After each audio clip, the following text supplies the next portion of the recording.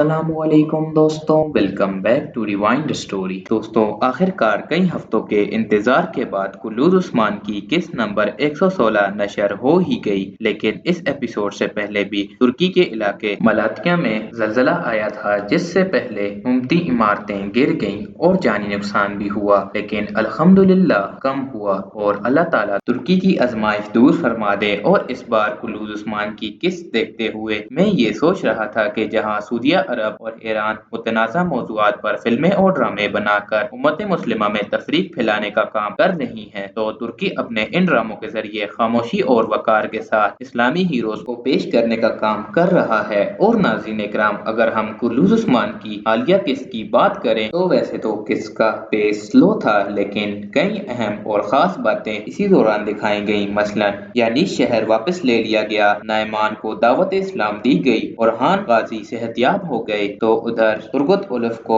Tough time دے رہا ہے۔ اور آج کی اس ویڈیو میں ہم اس قسط کی اہم باتوں کے علاوہ آنے والی قسط کے واقعات پر بھی بات کریں گے۔ اور ایک اہم بات، کیا آپ نے نوٹ کی ہے کہ عثمان کو نعمان کی پلاننگ کا اتنا ایکوریٹلی کیسے پتا چل جاتا ہے؟ کیا وہ کوئی جاسوس ہے جو نعمان کی فوج میں ہے؟ اگر ہے تو کون ہے؟ تو ناظرین اکرام، نعمان کا کردار مداحوں کو بے حد پسند آ رہا ہے، اور نوبت یہاں تک آ گئی ہے کہ قلوز عثمان کے مداح نعمان اور نویان کا کمپیریزن کرنے لگ گئے ہیں۔ ہم نے ایک جگہ فیس بک پر پوسٹ دیکھی جس میں ہم نے دیکھا کہ نویان ہمیشہ اپنے سپاہیوں کے ساتھ ارطغرل غازی سے ملنے جاتا تھا، جبکہ نعمان سپاہیوں کے ساتھ مان بے کے قبیلے میں آ گیا تو نعمان نویان سے زیادہ بہادر ہے۔ لیکن کچھ لوگ تو یہ کہہ رہے ہیں کہ اس کا مطلب یہ ہے کہ ارطغرل غازی زیادہ بہادر تھا اور عثمان بے کم ہے، جبکہ ایسا نہیں ہے۔ عثمان نے تاریخ میں تو بہت زیادہ ڈیرنگ اور بہادر شخص ہیں اور اپنے والد سے ہمیشہ ایک قدم آگے ہی رہے ہیں۔ تو بہرحال بات ہو رہی تھی نعمان کی، تو یہ منگول کمانڈر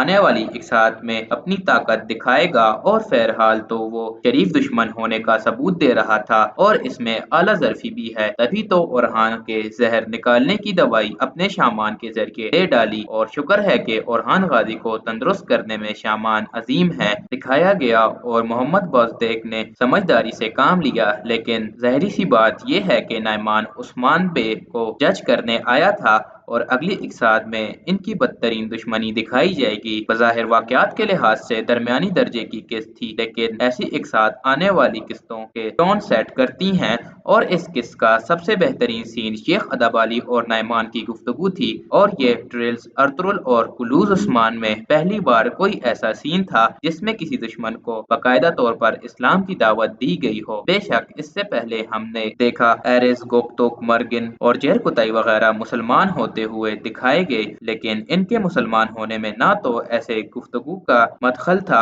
اور نہ ہی وہ نعمان کے لیول کے کمانڈر تھے۔ تو ناظرین کرام، اگر نعمان اسلام لے آتا ہے تو محمد بزدیک یا اس کے ذریعے منگولوں کے اسلام کی تاریخ دکھانا چاہتے ہیں، اور وہ بھی ایک بار پھر سے، کیونکہ ناظرین کرام اس سے پہلے وہ ڈرلز ارطغرل میں برقع خان دکھا چکے ہیں کہ جب منگولوں نے مکہ مدینہ پر حملہ کرنے کا خیال سوچا اور حملوں کا رخ ادھر کرنے لگے، تو اللہ تعالیٰ نے ان میں سے برقع خان کو دین اسلام سے نواز دیا۔ لیکن نعمان کے حوالے سے آپ میں سے کون میرے ساتھ یہ بات سوچ رہا ہے کہ محمد بزدیک اس سیزن کے اینڈ اب تک نہیں کریں گے جب تک نعمان اسلام نہ قبول کر لے، کیونکہ ابھی تو وہ اس معاملے میں سخت بنا ہوا ہے کہ اور عثمان بے کے ساتھ جنگ و جدل کو ترجیح دے گا۔ اور ناظرین کرام، سوچنے کی بات یہ ہے کہ ادھر اولف بھی اپنا پچھلا مذہب چھوڑ کر دوسرا مذہب یعنی عیسائیت اختیار کر چکا ہے، اور جس طرح وہ عیسائیت کو زندگی میں اہمیت دے رہا ہے، تو یہ اس چیز کا اشارہ ہے کہ اگر وہ اسلام لے آئے تو وہ صحیح مسلمان ثابت ہو سکتا ہے کہ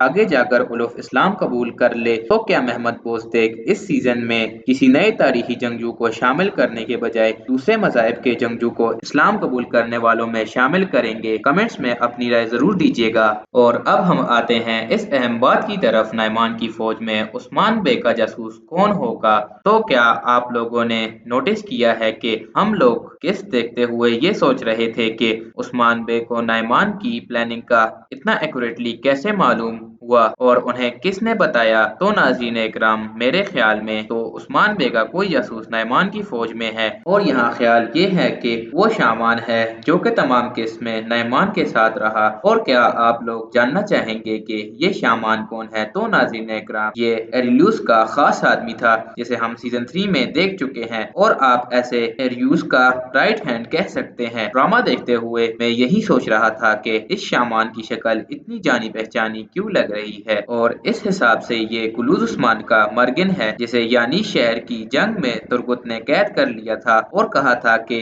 ये हमारे काम आएगा। लेकिन ये शख्स नयमान की फौज में कैसे शामिल हुआ और इसकी कहानी क्या है, ये हम आने वाली किस्तों में देखेंगे। और इस किस्त में तुर्गुत और उलफ की जंग के एक्शन बहुत अच्छे थे। लेकिन नाज़रीन इकराम, यहाँ मैं ये जरूर कहना चाहूंगा कि जब से मैंने खैरुद्दीन बारबरोसा और बारोत पैरतगी की लड़ाई का सीन देखा है तो मुझे किसी और ड्रामे की लड़ाई के सीन परफेक्ट नहीं लग रहे। खैरुद्दीन में बेहतरीन फाइट उनकी आपस में दिखाई गई है, लेकिन इस सीजन की बदकिस्मती ये है कि इसे देखने वाले बहुत कम हैं, वरना कहानी, डायरेक्टर और अदाकार सब जबरदस्त हैं। और कुल्लूद उस्मान की किस्त नंबर 116 में आप तैमूर और कोनूर अलेप वाला सीन अच्छा लगा और कोनूर की भी सुनी गई और इस किस्त में उसे बेहतरीन स्क्रीन टाइम मिला। मैंने नोट किया है कि जब किसी किस्त में कुछ ज्यादा दिखाने का ना हो तो कोनूर को डायलॉग मिल जाते हैं, वरना सारी किस्त में बेचारा खामोश ही दिखाई देता है। अगली आने वाली किस्त यानी किस्त नंबर 117 और उसके बाद किस्त नंबर 118 के हवाले से एक अहम खबर आपको देता चलूं कि आने वाली ये दो किस्तें बहुत पावरफुल होंगी। वैसे तो किस्त नंबर 119 की शूटिंग शुरू कर दी गई है, लेकिन अब खबर ये है कि किस्त नंबर 117 और किस्त नंबर 118 की शूटिंग दोबारा की जा रही है और इनमें जो वाकयात हमें दिखाए जाने थे तो